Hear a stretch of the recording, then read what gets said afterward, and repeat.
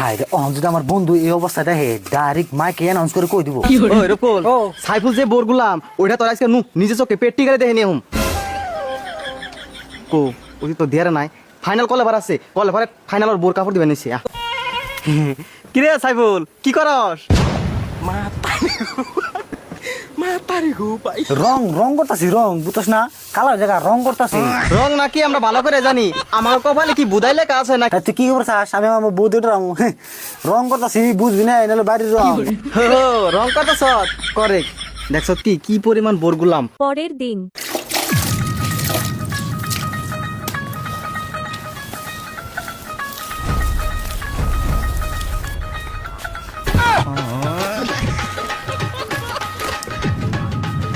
কি রে সাইফুল আজকে আবার কি করতেছ?